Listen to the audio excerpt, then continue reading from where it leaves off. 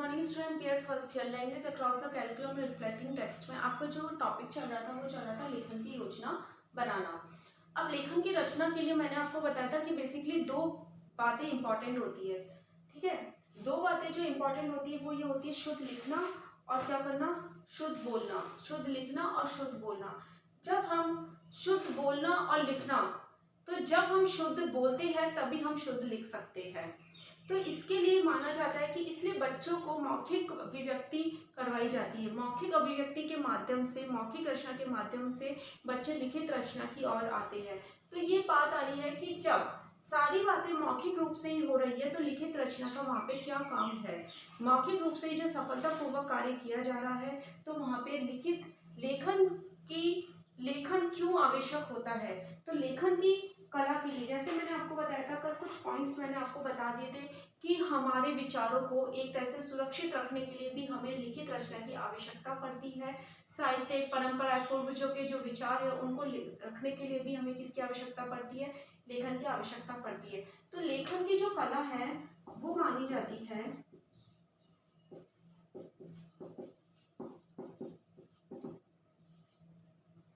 उत्पादन कौशल।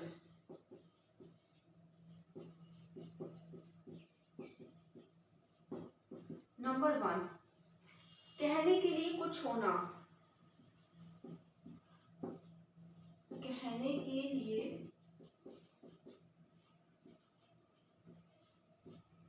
कुछ होना, इसका मतलब ये होता है कि लिखित रचना के लिए हमें उद्देश्यों की समझ होनी चाहिए। कहने के लिए कुछ होना मतलब होता है एक तरह से उद्देश्यों की समझ। तो बच्चों में उद्देश्यों की समझ होनी चाहिए। जब मतलब एक तरह से लिखित रचना के लिए यह आवश्यक होता है कि बच्चों में क्या हो, उद्देश्यों की समझ हो, बच्चे उस उद्देश्य को आसानी से समझ सके। तो ये एक कौशल को विकसित करती है। फिर दूसरे नंबर पे आता है पाठक से परिचित होना।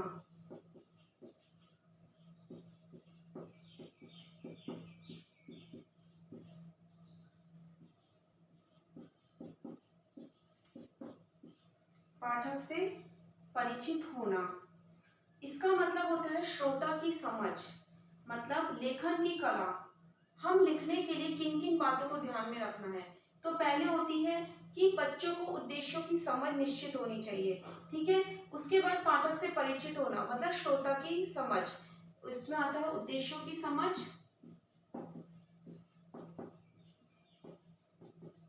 और इसमें आता है श्रोता की समझ होनी चाहिए। क्योंकि पता होना चाहिए कि सामने वाले को क्या चाहिए, मतलब जो हम उसने हमें कौन सा शीर्षक दिया है और हमारा उस शीर्षक का लिखने का क्या उद्देश्य है और सामने वाले को किस प्रकार से समझाना है, वो इन चीजों की हमें नॉलेज होनी चाहिए। फिर आता है प्रथम से अंतिम खाका बनाने तक, अंतिम खाका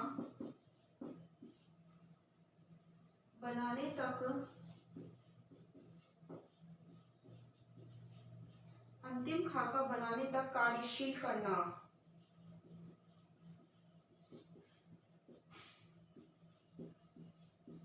मतलब हमें उसका एक प्रक्रिया, उसकी जो प्रोसेसिंग होती है, स्टार्टिंग से जो हम लिख रहे हैं और लास्ट तक जो हम एक प्रिपेयर कर रहे हैं पूरा का पूरा, तो उसकी हमें समझ होनी चाहिए। मतलब हमें किसकी समझ होनी चाहिए, इसके अंदर प्रक्रिया की समझ होनी चाहिए कि हम उसको किस प्रकार से लिख रहे हैं। फिर फोर्थ नंबर आता है विचारों को विकसित करना। विचारों को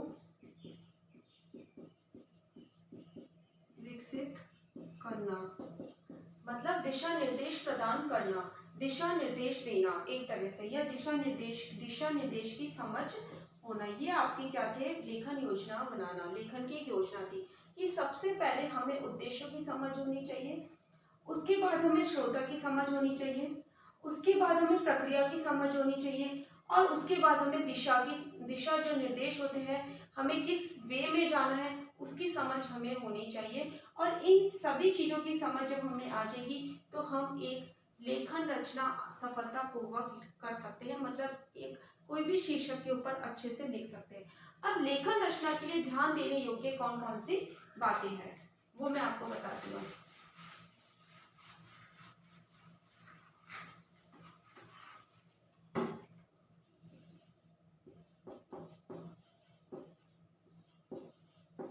लेखन के लिए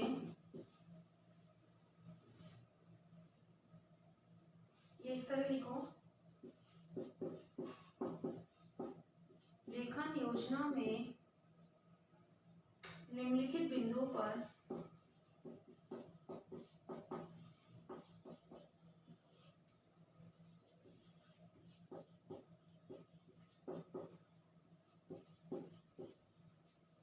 ध्यान दिया जाना चाहिए।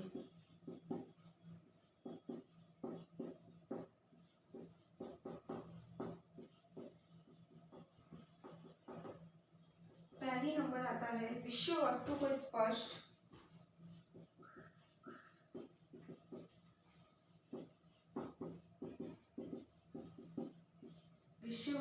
स्पष्ट एवं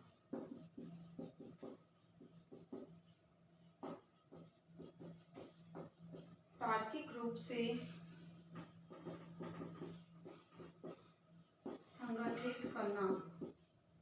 दूसरी बात आती है लेख को लेकर कुशलतापूर्वक हाथों से लिखना।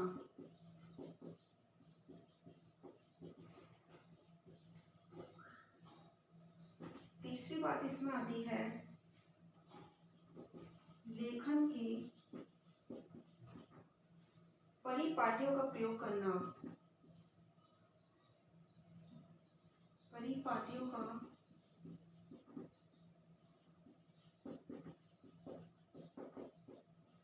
प्रयोग करना व्रत का तथा खा का।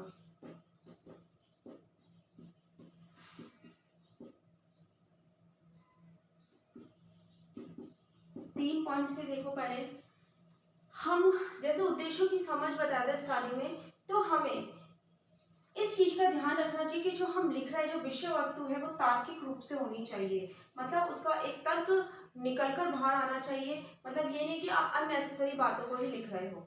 फिर लेखक कुशलता पूर्वक हाथों से लिखना, उसे अच्छे से सुंदर सुंदर अपने हाथों से लिखना चाहिए और स्टार्टिंग से अंतिम तक जो खाका तैयार किया जाता है उसका इस चीज में प्रयोग अच्छे से बखूबी करना चाहिए। फिर थर्ड नंबर पे नेक्स्ट आता है इसके अंदर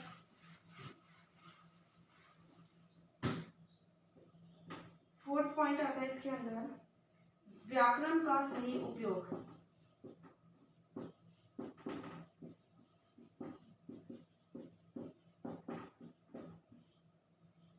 फिर नेक्स्ट आता है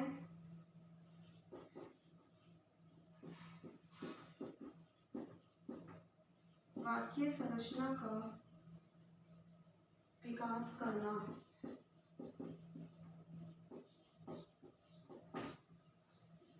नेक्स्ट आता है इसके अंदर विचारों के मध्य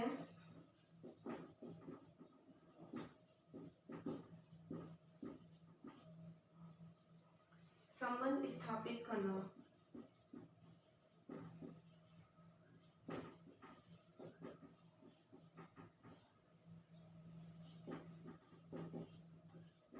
नेक्स्ट आता है बढ़े हुए शब्दकोश का प्रयोग कर पाना।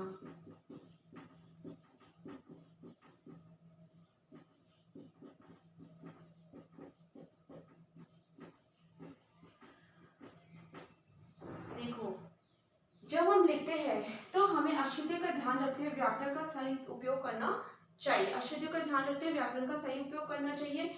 वाक्य का निर्माण करना चाहिए, मतलब वाक्य संरचना पर बल देना चाहिए और विचारों के मध्य संबंध स्थापित करने चाहिए। मतलब ये नहीं एक लाइन कुछ और है दूसरी लाइन कुछ और है, ऐसे नहीं, उसमें कर्मबद्धता स्थापित करते हो इन विचारों के मध्य क्या करनी चाहिए, हमें संबंध स्थापित करते रहना चाहिए। और जो बड़े हुए शब्दकोश का प्रयोग कर पाना, जो अच्छे हाई लेवल के और जो वाकई में बहुत रॉयल जो शब्द होते हैं उनका प्रयोग करना चाहिए और उनका प्रयोग उनके प्रोनाउंसिएशन को समझने के लिए हमें क्या करना चाहिए, उसका सही प्रयोग करना चाहिए, मतलब उसके बारे में जानना चाहिए पहले, और उसके बारे में उसका प्रयोग उसके अंदर जितना करोगे उतना क्या होगा, लेखन रचना एक प्रभावी बनेगी। ये लेखन रचना की योजना था और उसमें महत्वपूर्ण बातें थी जो हमें ध्यान रखने योग्य बातें थी।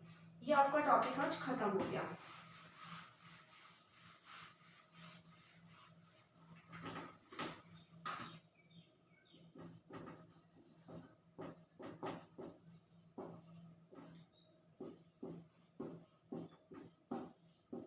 लेखन रचना के लिए योजना का निर्माण कीजिए।